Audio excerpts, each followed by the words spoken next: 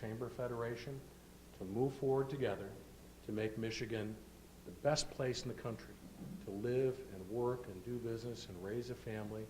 And so a lot of what we're about at the Michigan Chamber is making sure that we continue to do everything we can to move Michigan forward. What impact will the national election have on Michigan? The president-elect met recently with Speaker of the House Paul Ryan. Multiple news media reports suggest that they'll pursue a three-part agenda. They will focus on health care, repeal and replace the Affordable Care Act. They will focus on tax policy. Hopefully we will see broad-based tax reform, with lower tax rates for both individuals and businesses. We have some of the highest corporate tax rates in the world.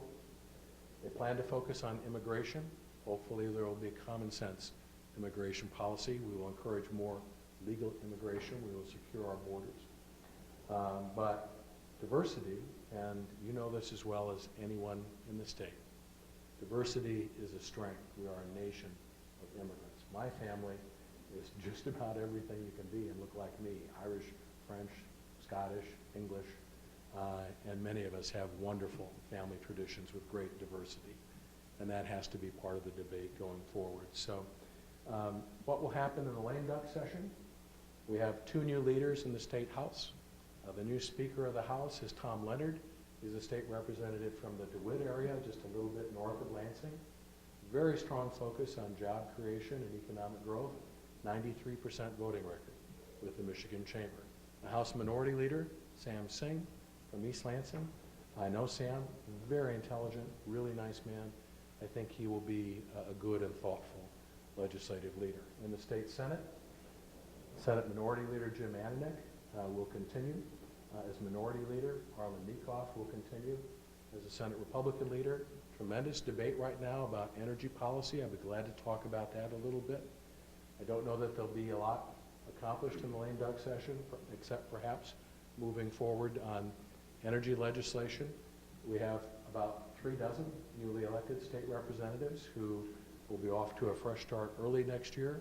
I would anticipate that there may be some progress next year on auto insurance no-fault reform. I would expect the legislature, Democrats and Republicans, are going to look hard at an issue I talked about earlier, doing a better job making sure that more young people who graduate from high school are ready to enter the world of work. Better reading skills, better math skills. There are over 100,000 job openings that are going vacant today that do not require a 4-year degree. As Greg mentioned, I'm on the board of trustees at CMU. It's wonderful. If you want to go to college and get a 4-year degree, that's great. But many of our members are looking for high school plus, an internship, an apprenticeship, an associate's degree, a license or certificate. And so there are great job opportunities out there. The Speaker-elect has talked a lot about focusing on workforce development and training. So with that, before Mary gives me the hook, I want to wrap things up. I will stay after the meeting to talk with any of you as long as you would like. Greg, do we still have time for questions? Absolutely. Any question from anyone? It's fair game. Madeline has a few announcements. Yeah. Thank you, Rich.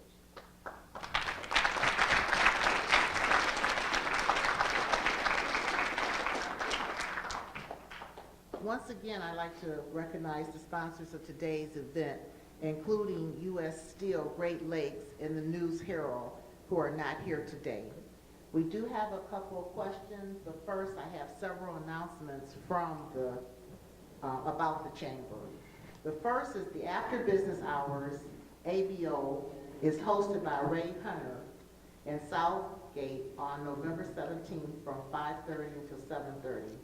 Refreshments and fabulous door prizes will be available. There's no charge for Chamber members. Many expo tables are available, and for reservations, contact Rich at the Chamber office. The Southern Wayne County Regional Chamber 49th Annual Salute to Government Officials is on Thursday, December 1st. This is a very popular event. It's from 5:30 to 8:30, and it's going to be at a new location this year. It's going to be at the Brownstown Event Center in Brownstown. Networking, refreshments, and the very popular Slayer chair raffle will be available.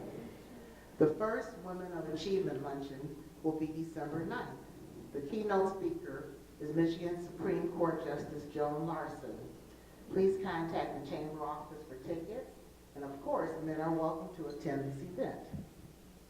The Grow Your Business presentation by Nathan Harvey from the Thrive Consulting Group is going to be next month, Wednesday, December 14th, from 8 a.m. until 10 at the Heinz Proctor Education and Performing Arts Center. Tickets are available by calling the Chamber. The next legislative forum will be in January. The date and time will be announced. It is going to be here at Crystal Gardens, and Mary will provide us more information about that in the future. The Business to Business Expo and Conference Exhibitors Meeting is going to be November 29th from 8 a.m. until 9 a.m. at the Heinz Proctor Education and Performing Arts Center. There's no charge to attend, but please make reservations at the Chamber office. For more information about these events and other upcoming events, please contact the Chamber office at 734-284-6000 or visit the Chamber website. At this time, I'd like to recognize the students from the schools attending today. Students, please stand when the name of your school is called. Riverview High School, sponsored by Caesar Capital Management.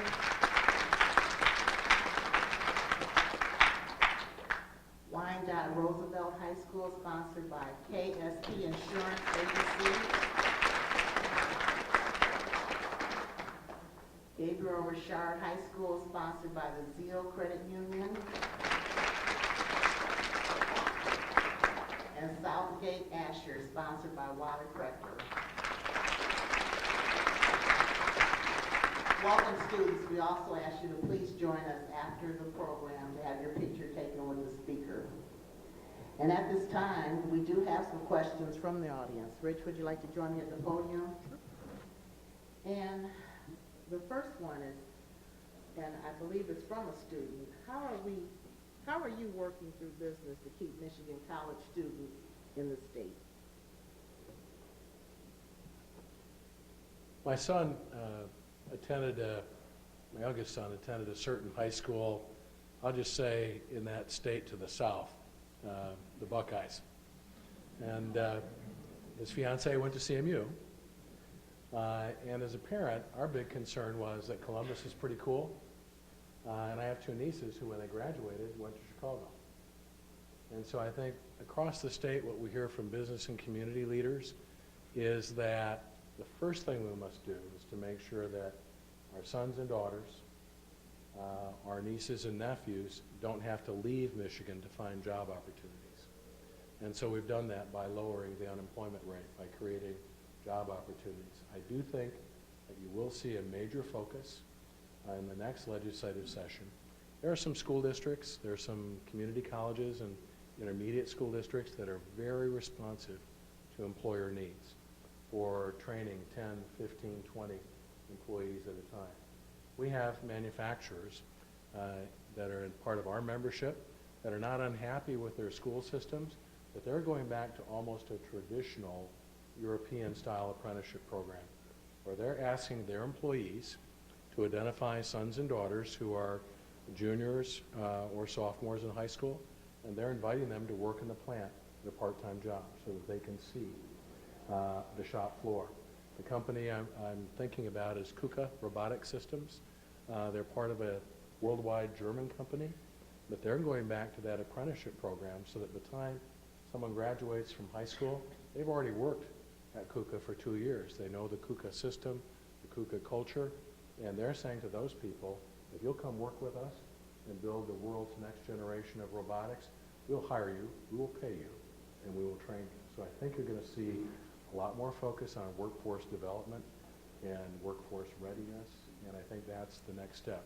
First, you have to have the job opportunities, then we have to do a better job making sure that the skills that young people have match up with the jobs that are there. I do think a few years ago, we got off on the wrong track suggesting to young people that the construction industry was dirty, manufacturing was dangerous, and that every good job required a 4-year degree. Again, that's wonderful if that's your desire, but that is absolutely not the case. And so some of it too, I think, is we have to challenge employers. A lot of our members got away from work-study programs and internships. There are a lot of young people today, if their family doesn't own and operate a business, they have no idea what it's like to be on the other side of the counter. So I think that's an opportunity for chambers to be more welcoming on career days and job days, and making sure that young people have a chance to see what it's like to run a business, to provide world-class products and services. So I don't think it's any one thing, but I think that will be a big focus in the next 2 or 3 years. Thank you. Very important to stop that brain drain out the state. The second question is, why can't Senate Bills 437 and 438 be delayed until the new administration relaxes rules on clean burning coal-fired plants that are located here in Michigan? For those of you who are not following the legislative process closely, Senate Bills 437 and 438 are energy reform bills that just passed the Michigan Senate and are on their way to the Michigan House. The Michigan House is on break for deer hunting and Thanksgiving. They will not return until Tuesday, November 29th. So every state representative that wants to will have plenty of time while they're sitting in the deer blind or after Thanksgiving dinner to read these bills. Energy policy is critically important to everyone who lives and works in Michigan, every employee, every employer. And so at the Michigan Chamber, we support a check-the-box approach to energy policy. Wind and solar, great, but not very reliable on cloudy days or days when it's not windy.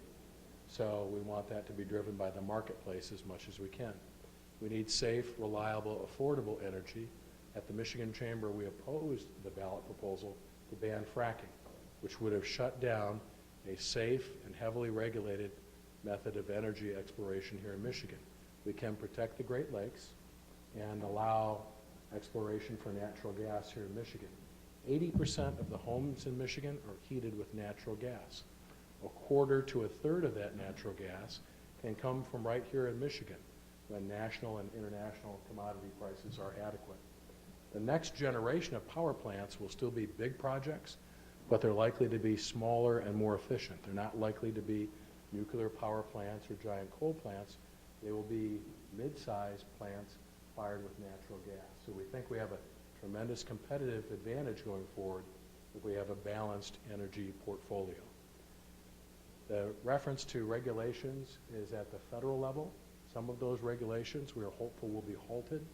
But again, we think this legislation should move forward with the give and take of the legislative process so that Michigan develops its own energy policy, whether that happens in the remainder of this year or we start over again next year.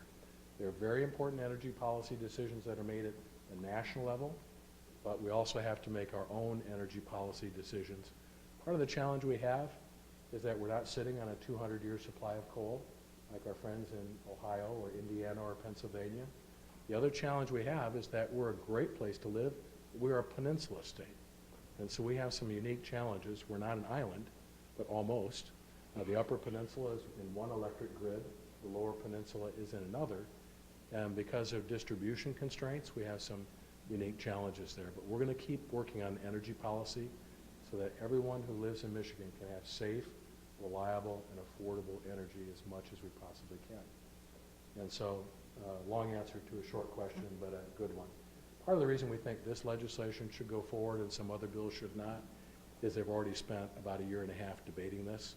So there have been endless committee meetings in the State House and the Michigan Senate, and sometimes you just got to vote and see where you're at and see if we can move forward or if we have to start over again. Thank you, Rich. Let's give our speaker another hand.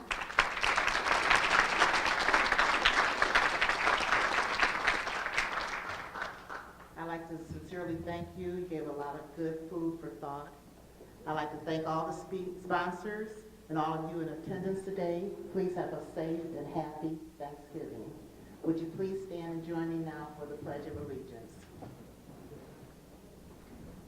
I pledge allegiance to the flag of the United States of America and to the republic for which it stands, one nation, under God, indivisible, with liberty and justice for all.